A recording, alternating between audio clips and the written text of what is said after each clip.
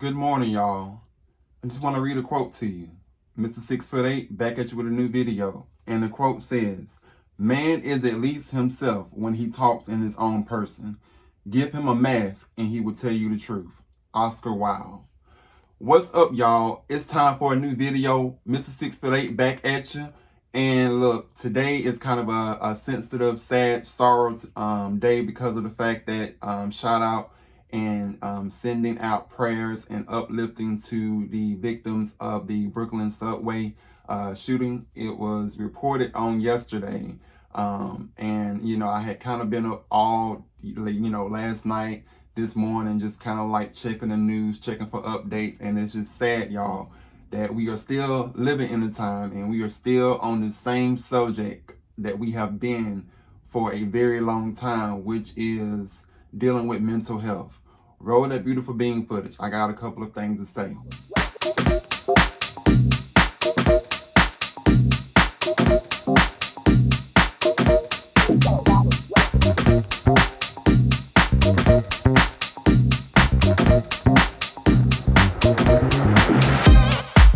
Gunshots ring out, leaving dozens injured and bleeding, and those panicked commuters then rushing out of that train. So many of them were students on their way to school. The youngest of the victims, just 12 years old. This morning, the suspected gunman who opened fire on a packed New York City subway is on the run after unleashing chaos and panic in the morning rush hour.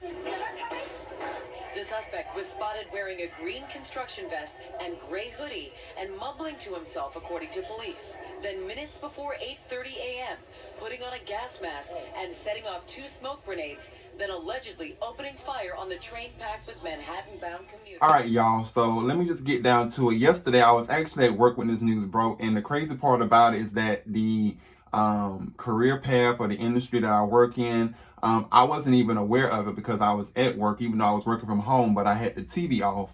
And so, all of a sudden I got a call from one of my customers and they were telling me, they were a physician assistant and that, something bad had happened in Brooklyn, New York. So when they initially told me, I didn't think anything else of it. I was like, okay, maybe something small happened, not knowing of the magnitude in which had taken place. So yesterday, just to give you a timeline, here it go right here. As of 8:24 a.m. on Tuesday, suspect who we now know to be Frank James, 62, opened fire on the northbound North train before putting on a gas mask and setting off a smoke grenade. Okay, it says witnesses stated that sitting next to him stated that he had been calmly sitting on the train before putting on a gas mask. He was described as heavyset, 5'5", and wearing a vest. Suspect fled on foot after opening fire in a locked subway carriage, injuring multiple people. Okay, as of today, I don't think there are any, as far as deaths reported, but, I'm quite sure that could change. I know that it was initially stated that 10 people were really injured and shot who were actually in, side of the same car that on the subway that, he was on.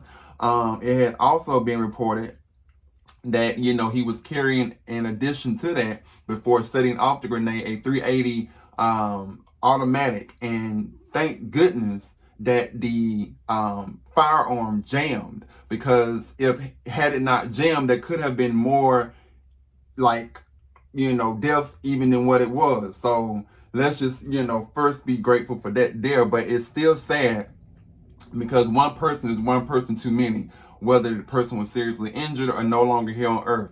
And, it's just sad, y'all, that, out of all of the stuff that we have been through as a country, we still somehow cannot get control on when it comes to mental health and people doing stuff like this. Now, what really bothers me about this whole situation is that, and I had actually recorded it. Let me go back in my notes. Janin Lieber, okay, he's the chair and CEO of the Metro Transportation Authority told CNN that there are almost 10,000 cameras in the system, including 600 cameras on the Brooklyn section where the attack happened, but that he did not comment on why they were not working. Now, this all came from the Daily Mail, mind you, which they tend to be pretty, quick and credible as far as their sources. Now, I don't know if it's true that the cameras were working or not, but I'm trying to understand, how is it that something of this magnitude and y'all don't have the man on camera as far as in terms of where he went at? He still, as of right now, is considered to be on, foot, fleeing from the, authorities, being a fugitive, I guess, or whatever you want to call it. And I'm just trying to understand, how can somebody not really know where this man is at? Even with him being previously, mind you, on the FBI, list of people that they were watching over in Mexico, which he was discharged from that list in 2019. Okay, and you mean to tell me that nobody knows where this Frank James is at? Now, also, in addition to that, there was a YouTube channel, okay? And I'll post the YouTube channel, somewhere right here in the comments, because I can't think of the name right now. But on the YouTube channel, this man, before any of this happened, was talking about, all kind of crazy stuff towards the mayor of, I guess, in that area, Eric Adams, and, talking about as far as crisis with the homelessness. He was with the homeless, like homeless people. He was talking about crisis with that. And he was talking about as far as, just a whole lot of like ranting and going off, like a lot of psychotic things were going on in the video. If you go on the YouTube channel, which I'm surprised that they have not even taken it down yet, mind you, being that this was one of the things that was a catalyst that led up to this. But the video is still out there on YouTube as of right now. And I'm just trying to understand, out of all of these warning signs and out of all of the technology that we have, this man has still not been captured. That's what really bothers me the most. Now, if you look at some of the footage that I'm going to sit here and show to you, because I couldn't show too much. A lot of it was just too graphic. I didn't want to, do that to my watchers. But if you look at some of the footage, you can see right here where a lot of the people are really struggling to breathe, okay, in the aftermath or when everything happened. You see a lot of the like subway cars, like the windows being busted out, because the people, mind y'all, when this stuff happened and transpired, the people literally could not get out. They were locked in. They tried to go to the next car and could not even get out of that and was locked in, okay? So it just really baffles me that out of all of that mayhem, okay, and here it is 24 hours later, and we still don't have a resolution to this, okay? Now, other things I wanted to sit here and add, as of updated today, they did find, and this is how they was able to connect the case back to Frank James, okay? So basically what happened is that in the midst of all of the stuff that he was doing on the subway car, he dropped the keys to the van. It was being stated. It also was stated that he had a rental reservation for a U-Haul with a credit card that they also had discovered. And the credit card was linked to Frank James, who was the man is being accused and the suspect, okay? Which, by the way, they are now offering a $50,000 reward for anybody who has information into, the capturing of, this suspect. So when they found the credit card as well as the keys, they was able to link it back to U-Haul, okay? And basically what they found out is that the U-Haul had been rented, or the reservation rather had been made on April the 6th. It was scheduled to be picked up on April the 11th, 2022 at 2:01 p.m. Okay, so let's just go back and do the math a little bit. That was April the 11th on a Monday. This happened on a Tuesday. So he had already premeditated right there. That tells you he premeditated. It wasn't just some psychotic break. He went on the subway and just say, oh, I'm going to start doing this. Mind you, here are some of the pictures of the stuff that he had in his bag, such as the grenades, okay? He did not just go on, wake up one day and say, oh, I'm going to do this. He clearly had already premeditated on doing what he was going to be doing when it came to getting on this train and hurting these people with the intention of hurting more people. But once again, the firearm jammed, and thank goodness it did, because this would be a different conversation, okay? So the reservation was made on April the 6th. It was supposed to have been picked up on April the 11th, okay? And so I don't know what happened in between that time, but I don't know if that was going to be like the getaway truck or if that was the U-Haul that was used to give, to get him to there, but they found it nonetheless later on. Excuse me, they found it later on Tuesday afternoon, which is yesterday. So about 5 miles away from where the incident took place at the subway in Brooklyn. So, a lot of this stuff just really bothers me as the details keep coming out because once again, I'm just trying to understand. Nobody knows where this man is at. We have all of this technology in the world. Y'all got all of these cameras. And I know New York, okay, I live in Atlanta, but New York, I know for sure, has cameras on every corner. And y'all mean to tell me that y'all don't know any kind of tips as of right now where this man is at, okay? I'm just trying to understand. And so many times we hear of stories where, oh, it was already in the warning signs. The people had been talking about doing stuff, but nobody took it serious. Or either they had been on a certain list, but they had been taken off. It's always those warning signs that leads up to stuff like this. And it's not until stuff like this happens that people start to go back and be like, oh, well, this and that, but I didn't think it was that serious. Da, da, da. Y'all, look, I'm just saying, and I'm not big on politics because of this reason alone, that people get too caught up in the, trying to be politically correct, incorrect, whatever the case. But all I'm saying is that why is it that this same thing keep replaying, same script, different cast, and we still are having these conversations? Every single time, it's always a case of, oh, well, there were warning signs. And, people wanted to try to make it seem like when they first even put Frank James' picture out there, especially in my community, okay, that, oh, I don't believe that they trying to set this man up. Da, da, da, da, da. Oh, if it was the other race, it'll be a different story because they would have been holding on to the identity. I don't even think it's about that. Not saying that it couldn't be or can, but y'all need to wake up. Sometimes you just need to call a spade a spade. If the keys and the credit card was linked back to this man, okay, people had been witnessing.